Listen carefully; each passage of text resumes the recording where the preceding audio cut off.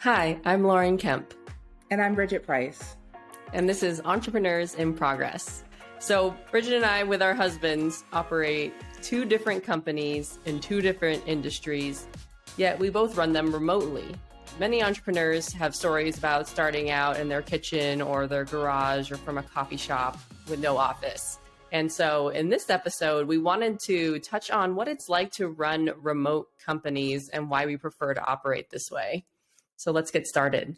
Bridget, why did you and Marcus choose to make Made Easy remote? For all of our companies, we always led with running them remotely because they were side hustles. And so in terms of everything that we were initially choosing to invest in, office space just was not one of those things. Season 1, episode 1, listeners heard me act prematurely and secure office space for a business idea, something that I hadn't even fleshed out yet. And that got me locked into a 12-month contract at basically $1,000 a month. So that was a really hard learning lesson. Do not recommend that at all. And for Marcus, I think he never really thought an office was necessary to start. And obviously, after my experience, I didn't think so either. We were always trying to build our businesses as we simultaneously worked full time. And it was almost even a question of when would we have the time to even work in that office space. When I was consulting, it was tough because ideally I would have preferred to have an office space, but I would meet my clients at the libraries or their homes, coffee shops. So I got used to that pretty quickly. But again, it was always in the back of my mind, maybe I should have a small office space, something of the sort. But it was never a pressing priority. And it was, again, just to keep costs down and to be able to function. Yeah, I think that's the main reason that so many entrepreneurs start out in their home, because you don't want to spend money on office space if it's just like you or right. two of you or three of you. You don't need that expense, especially when you're just starting out. So I feel like that's the biggest reason. And then for me and Brian, the nature of our business also just lends itself to being remote. We don't need to be on site with our customers in order to do our workshops and implementations. So we, want to keep costs low. Our business kind of lends itself to that remote style work. Obviously, we have the technology nowadays to be able to do it. We also had plenty of space at home, which is nice because I can definitely understand people who need to have a space for work, do that. Yeah. So we have plenty of space here. Brian has his own office space. I have my own office space. We don't have kids. You have that separation still a little bit. We have Indy, and he likes to run back and forth between our offices and check on us. Yeah. And then we just like the flexibility. Like, I have always loved remote work. I love being able to work from home or wherever I want because I just like that flexibility. And those are some of the main reasons we chose to have Rotiv and I guess Cozy Cactus too be remote. And then when we also were hiring and deciding what we were going to do, should we get an office now? Or we decided, no, we wanted to keep the talent pool options open instead of just limiting ourselves to the Phoenix area or anywhere in the US. We even considered anywhere in the world. Like, there was a candidate who had made it to the final round who was in the Netherlands. So yeah, we're like, hey, like wherever there's good talent, because again, of the nature of our business that allows us to do that, we wanted to keep everything remote. And obviously with the pandemic, we can't really meet up with people. We can now, but last year it wasn't advised. So ideally we would meet with our team as we grow. A few times. Absolutely. Yeah. With Cozy Cactus, did you find yourself inching towards maybe having a space to hold inventory? Did you want to have inventory? I know a lot of product-based companies, that's a huge question that they have to figure out is if housing or storing inventory makes the most sense. Yeah. So our products Cozy Cactus products are like very small. So it wasn't too bad to hold a bunch of inventory. Like we have enough space to like where we can hold inventory and stuff. Ideally, probably not. We'd like to have a little bit more separation. I think too, it was saving money. Like we don't need a storefront. That's such a big expense to have when you're starting out. So our plan was like, we'll sell digitally, word of mouth, maybe have some retail spots. That was the idea, is like, okay, maybe we'll have other places that have their own storefronts and join in there. Yeah, when we, as most entrepreneurs, I think, have had this phase. I mean, about a decade ago, Marcus and I were going through this t-shirt phase where we wanted to start like a t-shirt based company.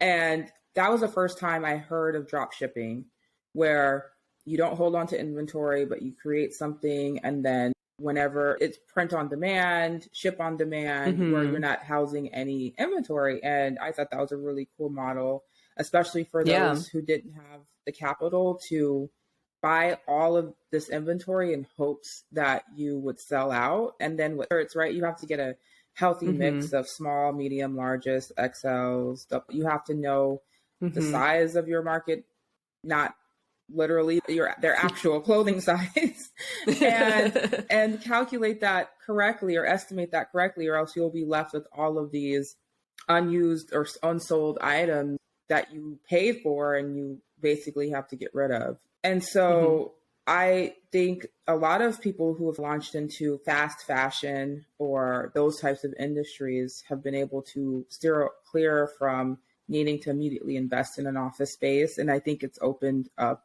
a lot of opportunities for new entrepreneurs. And just that small tweak has allowed people to just dip their toe into the market without being completely falling flat on their ass. Yeah, that's something that we're hoping to do with our merch store eventually, maybe in phase 3, season 3. Exactly. That's it's on our radar as well. Yeah, I'm a huge fan of drop shipping and that type of stuff and on demand. And so I think we work in the same way. Like, we are trying to just make sure, since we're so small and lean, really making sure we cut out any unnecessary expense. Because sometimes when you're a new entrepreneur, you just don't know what this thing is yet. Like, you're hoping it'll be big, or you're hoping that the success will materialize in the way that you've envisioned it. But like, investing into something like an office space, it just seems like such a huge investment to make up front. And I think some of the benefits to working remotely is making sure you can initially control your costs. And you can do that without having to deal with rent or overhead expenses, not commuting, things like that. Yeah, I totally agree. The no commute was a big benefit for me. Even when I was working in the corporate world, there was times where I had an hour and 15 commute, where I would drive to the ferry building, take a ferry, and then walk half a mile, get to the office. So from door to door, that sucked up my morning. And then after work, it sucks up a lot of your evening. So for me, no commute was huge. The flexible schedule. And this is great for employees too. Not only are these benefits helping me and Brian, it helps anyone we employ. Yeah. And the thing I loved most about remote work is the focus is on the value and output. And it's not about hours spent at the office when I was an employee. So I hated you when you're walking and people either notice if you arrive early or walk in late or leave early or stay late. It's that is not, exactly. That's not indicative of whether or not you provided value. How much your output you produced that day. I wonder why some people get so hung up on when you arrive to the office, when you leave, how long you stay, and why we've used that as some type of metric to measure if someone's working hard or not. It's just, how many times have we been in office spaces, or we've gone to other companies and we see the receptionist playing solitaire behind their desk computer or whatever? How do you get to determine if someone's being productive just because they're physically there? It's good metrics. Yeah. And I think people just get so comfortable with the idea of a body representing work, physically seeing someone and assuming that because they are there, they are being productive. We make jokes about this all the time in unnecessary meetings. That's not necessarily being productive. Just sitting around a conference room table, talking or digressing from trying to solve whatever the problem is that you're trying to solve, and wasting an hour or 2 hours of your employees' times when they could be putting in the work to help alleviate whatever problem brought you guys there in the first place. Yeah. And I think it is part of those vanity metrics. You have those clock watchers. It's just one of those small things in the office culture that I do not miss at all. Yeah. I think that it's funny because in a lot of the places that I've worked, there was a huge kind of resistance to working remotely. It was only reserved for specific employees of a certain caliber or title, or sometimes it was on a case by case basis, depending on who your supervisor was, if they were flexible, if they were laid back and didn't care about you physically being there, but it was never consistent. And I think that also contributed to clock watchers. Like some of them felt left out, or some of them felt like they weren't given the same privilege as some other employees to work remotely. And I think obviously a lot of old school business professionals feel like working remotely does have its disadvantages or downsides, and it does. I'm not going to say working remote is completely perfect, but I know in one of my last places of employment, the issue was the ability to build culture and the ability to establish culture, and when people are working from wherever they wanted to work from. And I could see that. I could see the struggle in trying to unify a whole company. Like, I think usually this is for companies that maybe have, I want to say 75 plus employees. I feel like you get away up to 50. And then you start wanting to have a sense of community or culture at your company when you have that many people working for you or with you. I think it's still hard, even if you do have a small company. If you're fully remote, you can't build rapport as fast. You're not seeing them. You're not having like the water cooler chats. There's just something different about being in person. I think along with company culture, training is hard to do remote. I think it's one of those things where doing it in person is a lot more effective and easier. And it took Brian and I a little bit to get there, partly because the pandemic was going on. We didn't want to see people in person until we felt it was safe for all parties. Because you guys started towards the end of 2019. So beginning of 2020. Oh, okay. So you guys literally started at the beginning of the pandemic. That was completely out of your control. Yeah. So it did help being able to have a remote company then, obviously. But yeah, I think June or May was when Brian met our employee who we'd hired in like September, October. Oh, wow. So yeah, it was a long time before we decided, okay, we need to go out and visit. We need to do some in-person training. Like, sure. And it was just one of those things where it's, like being in person is important, I think, especially bringing on new employees, doing training, building culture, that kind of stuff. Yeah, I absolutely agree. We have tried to implement some culture around our cleaning contractors. It's a little tough because they're not technically employees, but a lot of them actually want us to treat them like employees. So they have certain expectations. And so I still think it's important just as a company overall to have a sense of culture, even if you are working with people who are technically contractors or they're remote, because you have to develop that trust and that rapport, and you want to build a company that people feel like they can come back to every day. But yeah, there are definitely some downsides to that. We've tried with our contractors, we have an orientation essentially, and it basically details all of our processes and procedures. It gives them an opportunity to ask any questions. We are able to make sure they have everything that they need before they hit any customers' homes or job sites. And it was tough last year because we initially held those orientations in person. Even though we didn't have an office space, we would either meet at a coffee shop, restaurant, or later of 2019, early 2020, we started doing like flexible workspaces that we rent out on occasion for meetings. And so we would meet there and host orientations. Obviously, when pandemic hit and the peak hit, we were not meeting with anyone in person. So we had to go virtual, and we hosted our orientations on everyone's favorite video conferencing website of the moment, which is Zoom. And it was interesting to see that a lot of our contractors were not really familiar with like video conferencing and Zoom. And that created some challenges with regard to orientation. And we had always talked about orientation being like a video or something of the sort, but I felt slightly uncomfortable with that because this is an opportunity to meet them. This is an opportunity for them to put a face to the name, our names, and that type of thing, and vice versa. This was an opportunity to answer any questions that they had. Just really what I felt was a first important step to build that foundation. I think that's such an interesting point you bring up. I take for granted that Brian and I are particularly tech savvy. Yeah. Yeah. If you're going to be remote, you need to be able to learn remote technologies and how to use them. So like when we think of Zoom, we're like, oh yeah, like that's so it's simple nothing. and easy, but but it was completely foreign. But I was like IT for like my family and to teach them like how to use Zoom That's and hilarious. how to minimize like or maximize like the different layouts. And I was just oh wow. oh yeah. my God. It was completely foreign to them. And I felt so bad for assuming that they would instantly catch they're not on alone. Zoom. There's so many people out there. Some people just didn't need those skills. Right. Like they didn't use a computer regularly. They didn't need to for their job. I want to say easily more than half of our cleaning teams or contractors, they don't have laptops or computers. They do everything off of their smartphone.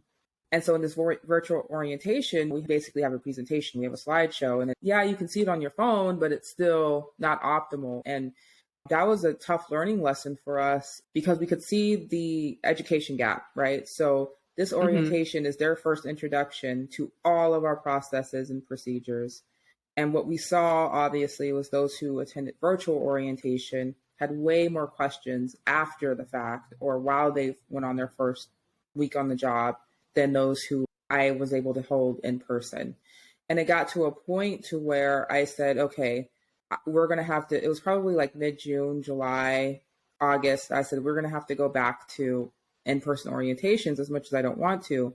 And so we would book a larger conference room where we'd be 6 feet apart. Everyone wore masks. And I can't tell you, Lauren, how uncomfortable I was doing that because so much anxiety around wanting to avoid catching the virus. I just felt like we went back and forth so many times just on whether or not we were going to operate in COVID alone. Like we had considered shutting down operations in April when everything was at the peak.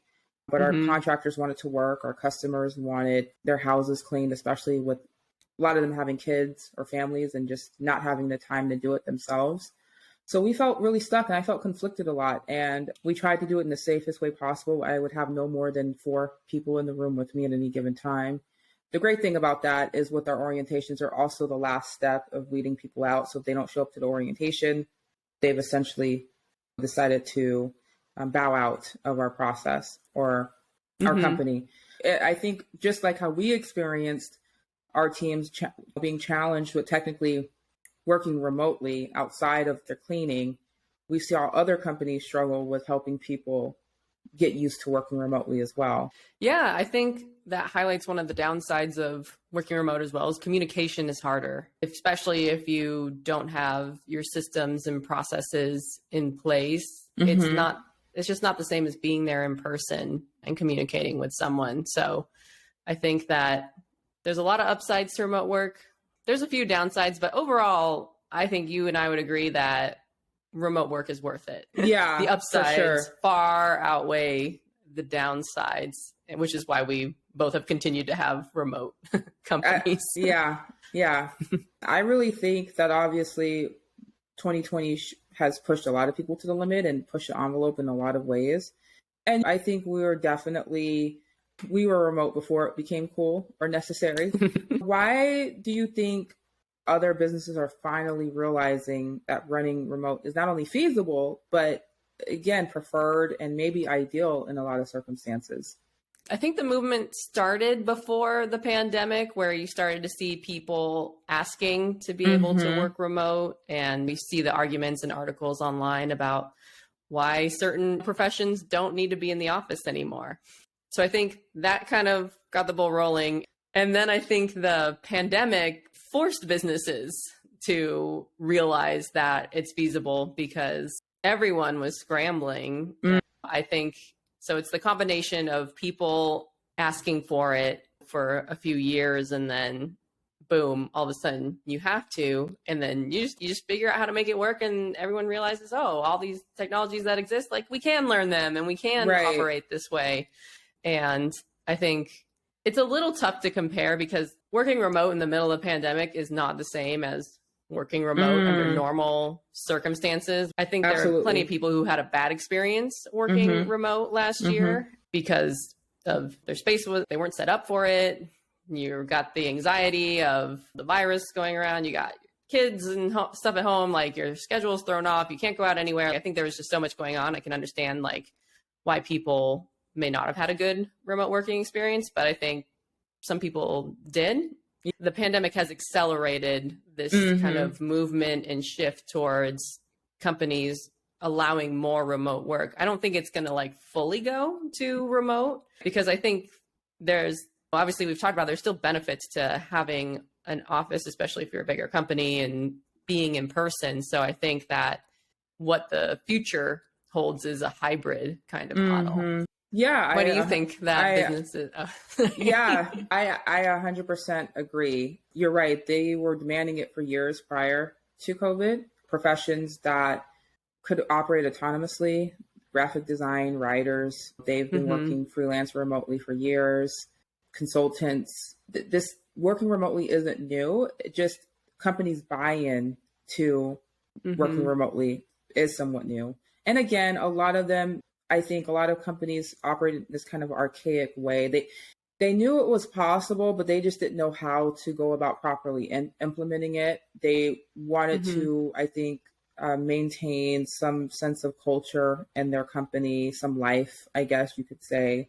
And unfortunately, they still wanted to keep employees under their thumbs. They wanted to be able to check in on employees at the drop of a hat and all of those things. Lack of trust, is a big one. You saw people trying to get micromanaged while working remote. Those managers on their video, watching you, making sure you're at your desk or have the sensor technologies and stuff. Even requiring people to show their faces on Zoom during a pandemic, which I can't understand. You want people to be seen. We saw so many people, companies still trying to micromanage their employees via Zoom, forcing them to be on camera to be seen. And I get that to the extent of it. This was new and you wanted everyone to feel like they are in it together. But let's face it, a couple of weeks into a whole panorama, people were stressed. Okay. They were not trying to get dressed up. They were not trying to put on any bottoms. They were not trying to do their hair or their makeup. Listen, you're just going to get this static image of me. I'm here. I'm going to do my work. But yeah, even those measures to try to control or micromanage people remotely still was a thing. And it still is a thing as we're trying to figure out how to do this kind of long term.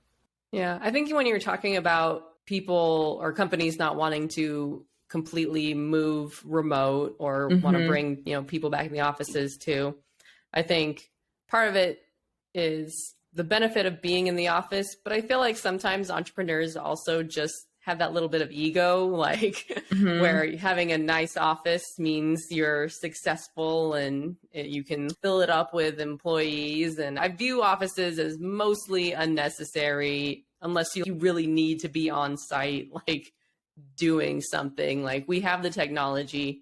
Yes, it helps to meet in person. I guess having an office in that sense is helpful, but being full-time in the office, I don't think is something that is going to be in the future for companies. Yeah, I agree. I think that I would recommend entrepreneurs to stick to remote whenever possible.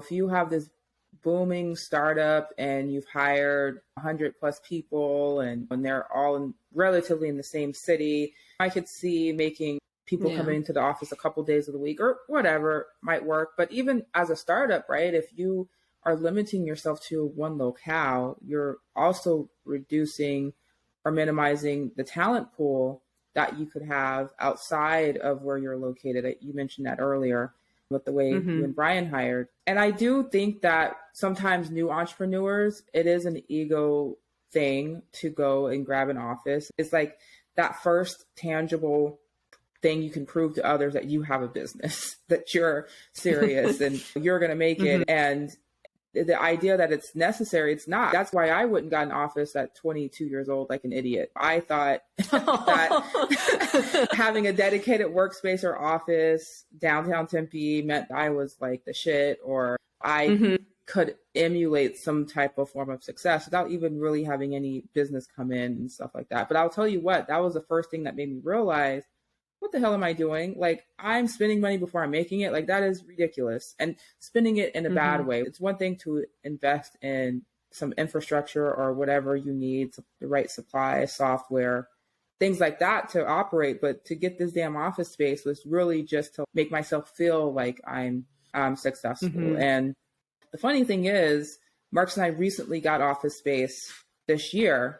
And for us, it wasn't about ego or anything like that. It was about, we're growing and we're transitioning to employees. So they're going to need a space to come grab their supplies and equipment, meet with us, that type of thing. And obviously, because the future of remote is very present, office spaces are going for a steal right now. So we got it really cheap. And then we have all the nice amenities like access to these large conference rooms, free Wi-Fi. We don't pay for any utilities and stuff like that. So it made sense for us now. But a couple years ago, it just didn't. And I would challenge entrepreneurs to really ask yourself if it's completely necessary, if it's a requirement. I have a quick question. How often do you guys go into the office? I go into the office about roughly once a week, maybe once every couple of weeks. And part of that is still my comfort level of being out and about amidst COVID. Marcus goes maybe a few times a month. We're basically stocking up on our supplies when we make the transition, ideally in the fall. But yeah, one of the things I've thought about too is I do also hate the idea of paying for an office and we're not there all the time. That's like getting to me a little bit. So I want to make more of a concerted effort to be there, because I found that the times that I do work there, I'm like, oh, okay, this is a nice break from my kitchen space or my office and my living room / dining area. So, it is nice to take a little break away, but even having that office space, I know for a fact that I am never going to, knock on wood, I don't think I'm going to be a person who can commit to being in the office full time. I don't know. I don't want to say ever again, but yeah. And to bring up your point before about like the offices, like feeding the ego, making you feel like you've made it as an entrepreneur and something you can show off to people. I have definitely worked for companies that operated like that had a beautiful office.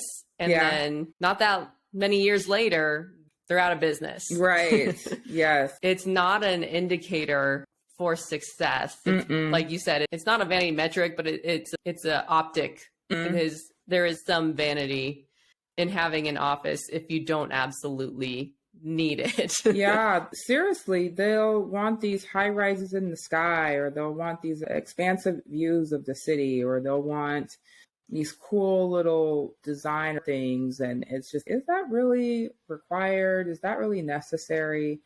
But you hear it all the time. Like I've been with companies where they promote their office space, or they are talking it up to prospective clients or business partners, because they feel like that showcases that they have their shit together, essentially. Look at this.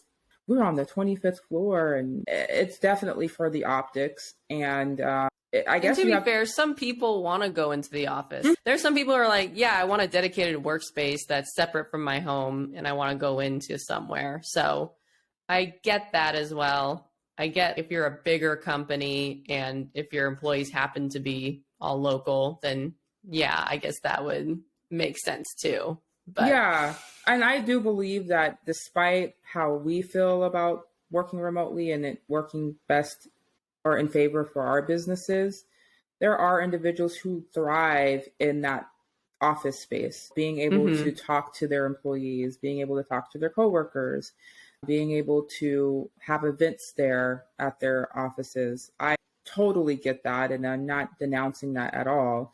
I just think now that there's definitely should be more of a healthier balance between those who want to work remotely, because we have the technology to make it happen, and also striking a balance with those who prefer to be in the office.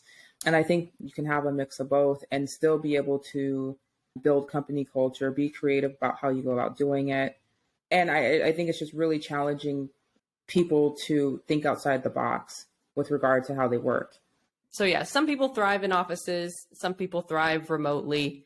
Companies, I think, are able to give the option, or unless you can't afford an office. Let's think about this. Even though you have to strike a balance between those who prefer to work remotely and those who prefer to work in the office, I still think that does pose some challenges for companies who are trying to hire.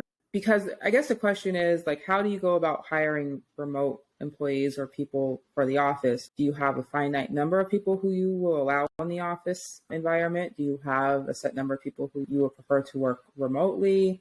How do you make sure that you can grow your business and scale your business without having too big of an office space for those who want to be there, or not having enough office space for those who eventually want to come to work in the office, and then managing people who are working remotely?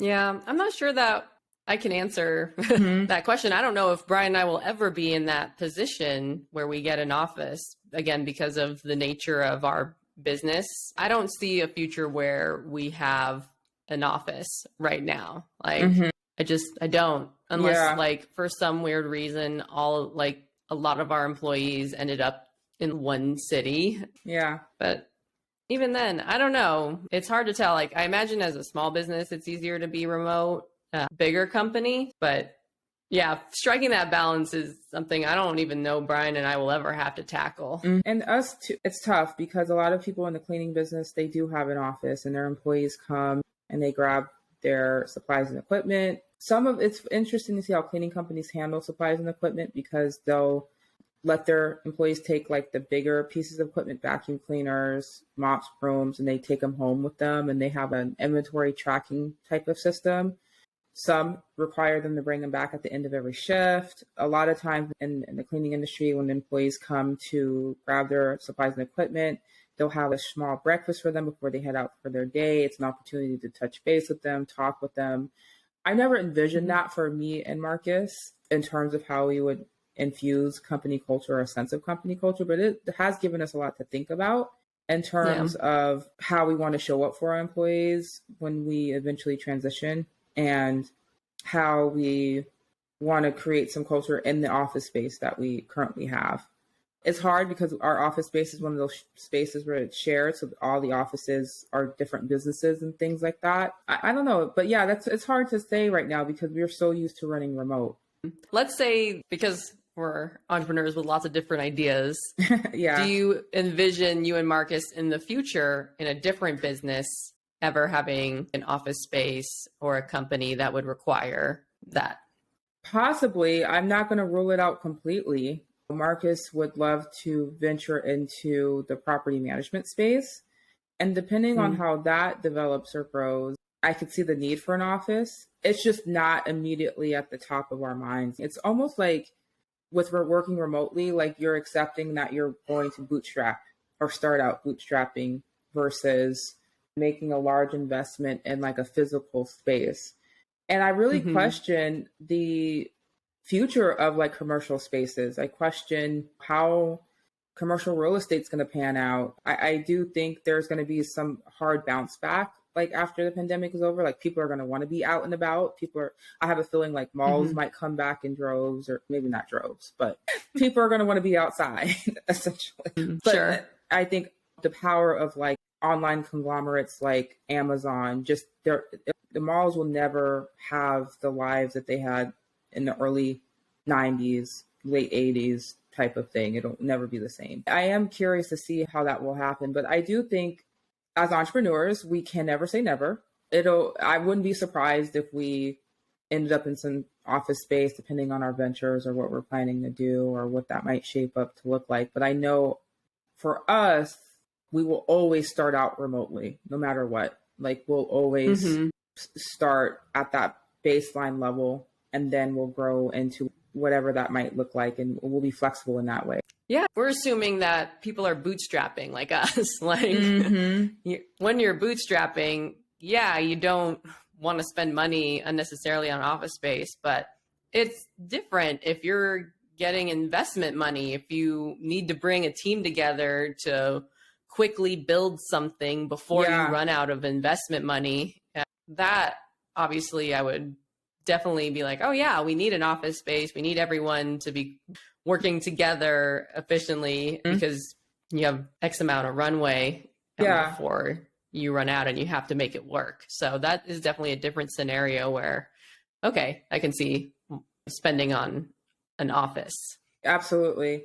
And I only have one business idea in mind that might require or would appreciate some seed money or investment money. But I'm also one of those entrepreneurs who would love to keep everything that she has and not necessarily have it in the hands of 1,000 plus stakeholders or whatever. But again, you never know what can happen.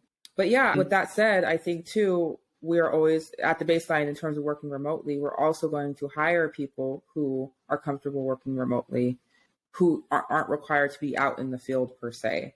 So I have to say that hiring remotely was also a unique challenge for us because when we were starting out, we needed people like on a part-time basis. Like we couldn't justify full-time just yet. And then you're constantly playing between that fine line of, okay, can I get this person for more hours if I needed to? And actually hiring people remotely did help us with that, right? There usually are people who are freelancing or looking for flexible hours or work and that type of thing. So when we went to hire our virtual assistant, they are exactly what they sounded like. They were virtual and they were used to working in a remote capacity. But sometimes one of our current virtual assistants, they are based in the Philippines, and there's unique questions we have to ask that we never thought about asking other employees before or staff members, which is, what do you do in case of a natural disaster? In the Philippines, they deal with a lot of hurricanes, typhoons.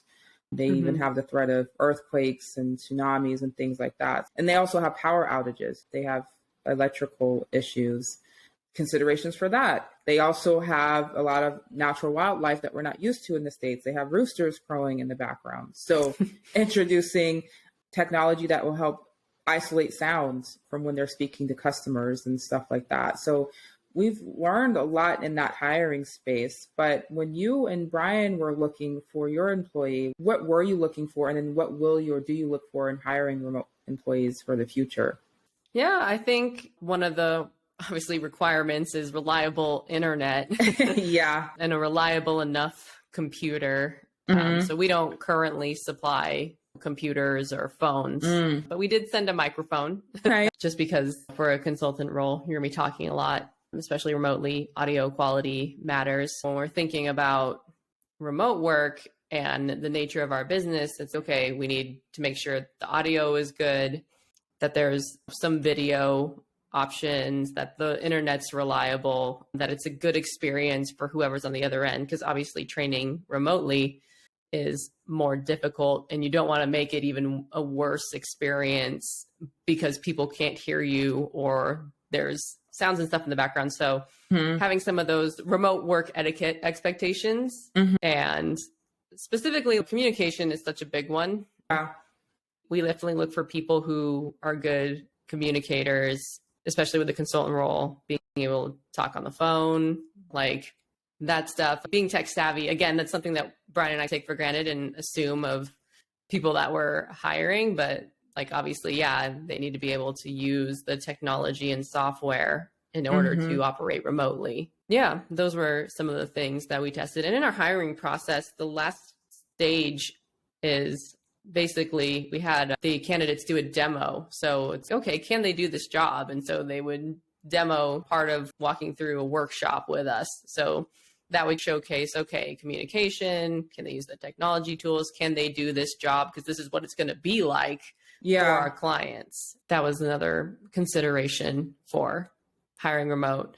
Something that I think that needs mentioning that we might consider in the future is providing memberships to workspaces like WeWork or Industrious. Because if we're going to have a fully remote company, it's not always a benefit. Like people don't always view it as a benefit working from home. Like especially if they're used to it. And I think that we are falling into the space where some of these employees, they've essentially worked remote their whole career, depending on how young they are, whatever the case may be.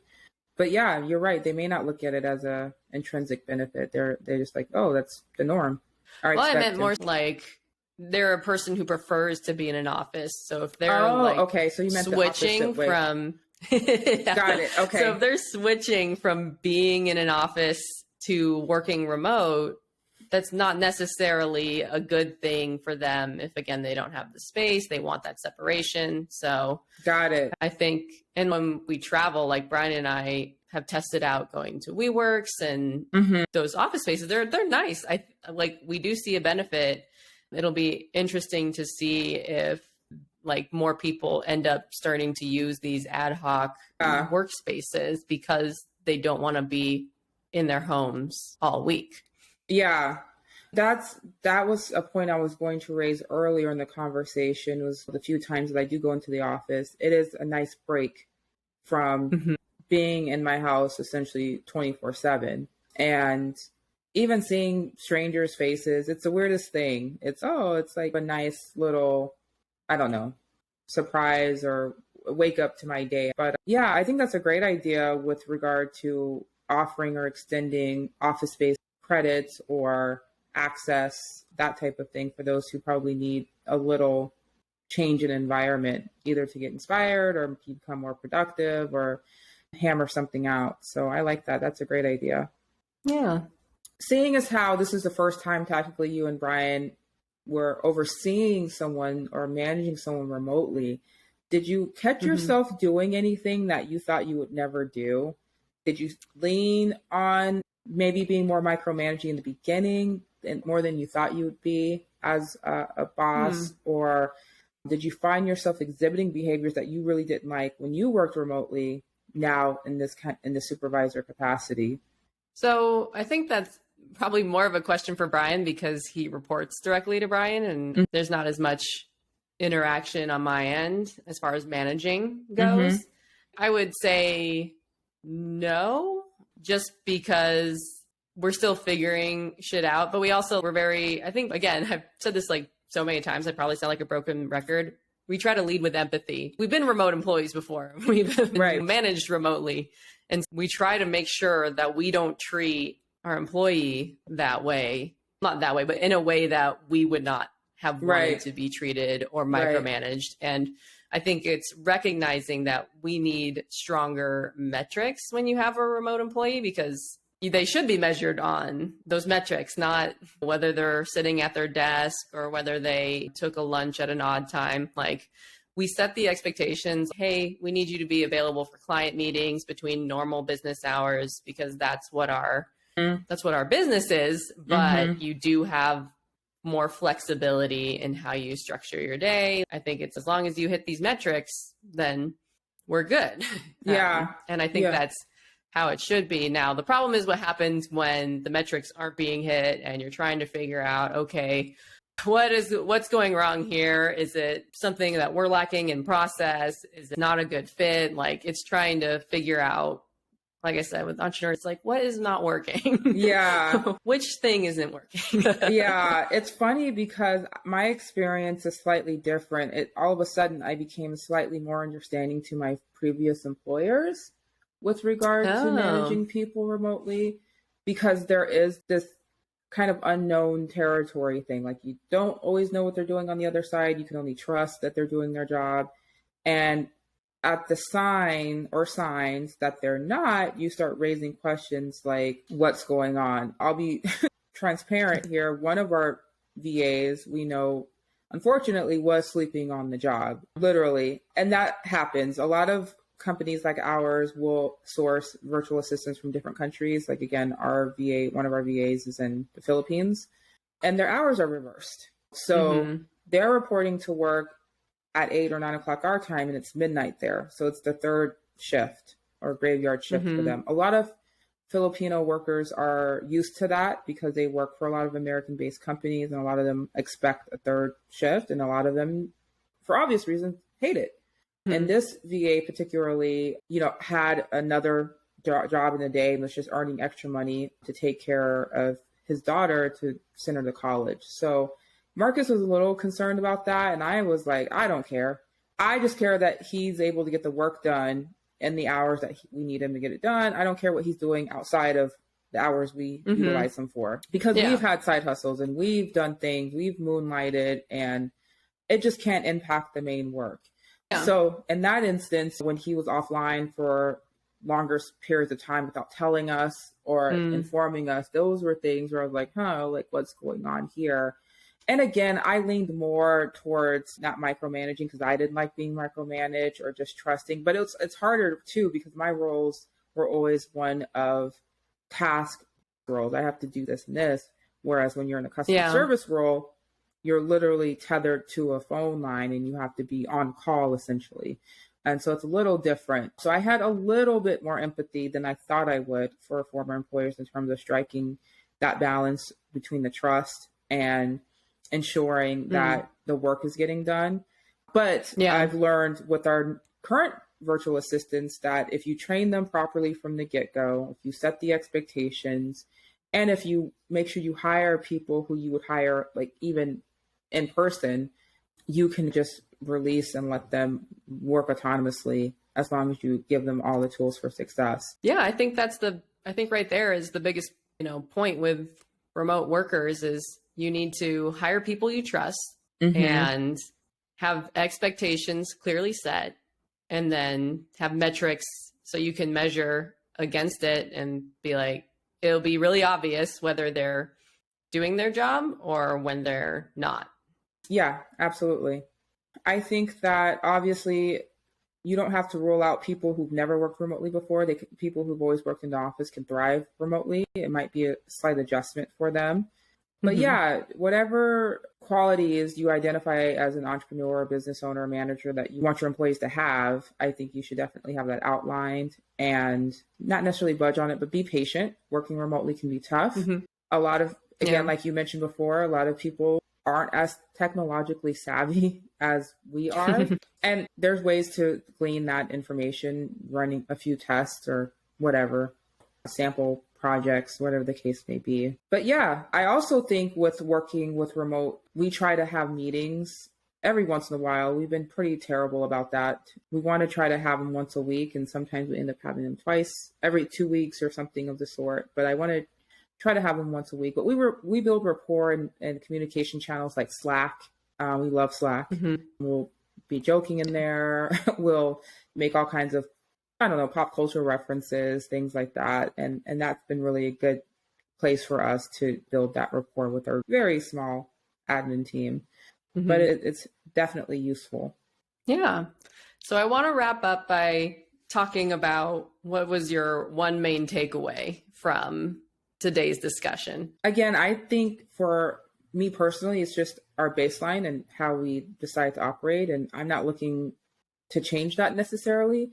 Definitely keeping an open mind, but I'm actually pretty excited about how this last year or so has changed the conversation around working remotely and what that could potentially open us up to in terms of talent and in terms of other things that will be changed or innovations that might come about that might make working remotely that much stronger. I think at the baseline, entrepreneurs should definitely do what's best for them, but I think that running remotely just allows you to develop a certain skill set as an entrepreneur that will allow you to be more flexible, agile, and not so dependent or reliant on old school models, if that makes sense. Yeah, I would say for me, it's similar. It's that you got to do what's best for you and your business. For me and Brian, the benefits of running a remote company far outweigh the downsides. And there are things you can do to minimize those downsides. Like with rapport building, it's meeting in person a few times a year. With communication, it's having clear expectations and processes. I've also always been a fan of remote work and an advocate for it. So I'm pro remote companies. But yeah, this has been a good chat. Thank you to everyone who has listened. Please subscribe or share all the things. You can find us on Facebook, Instagram, YouTube, or you can connect with myself or Bridget on LinkedIn. And yeah, feel free to tune in next week. Yeah, thanks guys. Thanks, Lauren.